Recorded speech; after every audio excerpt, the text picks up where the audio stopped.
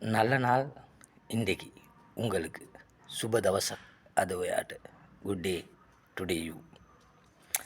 சரி, இப்போ நான் இன்றைக்கு தமிழால் கதைக்க போகிறேன். இது தமிழ் தெரிஞ்சவங்களுக்கும் தமிழ் ஆக்களுக்கும் நான் சொல்கிறேன். இந்த இது புத்தர் இருக்குல்லோ, புத்தர் என்ன சொன்னது, யாருக்கு சொன்னது என்று தெரியுமா? நீங்கள் கேட்டுருக்குங்களா ஒரு நாள்? சரி, அது சொன்னது, அவர் சொன்னது எண்ணம் நல்லமென்றால் அவனோட வாழ்க்கையில் எல்லாம் நல்லபடியாக நடக்கும். நகர்வல் நல்லமெண்டா அவர் வார போகிற இடத்துல எல்லாருக்கும் பிரியமானவராக இருப்பினம். ஏன் பிரச்சனை இல்லை, தொந்தரவு இல்லை, கரைச்சல் இல்லை, அடக்கம் இருக்குது.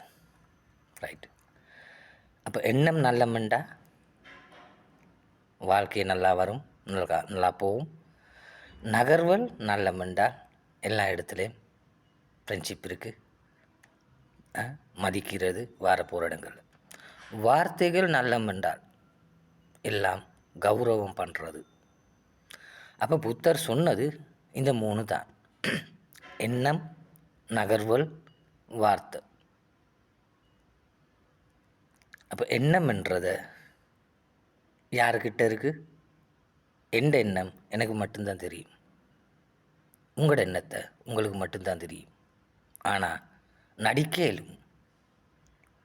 நகர்வல் விளங்கும், ஆனால் விளங்காமல்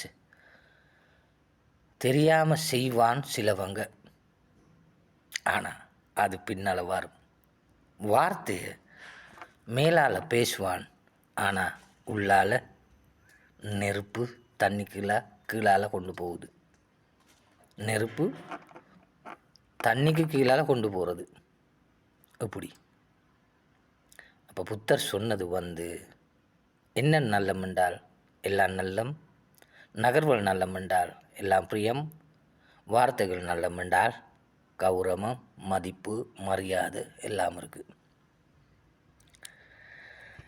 இதுதான் நரலோகத்துக்கு போகிறதுக்கு சரி, சுவர்க்கத்துக்கு போகிறதுக்கு சரி, தேவலோகத்துக்கு போகிறது சரி, முக்கியம் எண்ணம், நகர்வல், வார்த்தைகள்.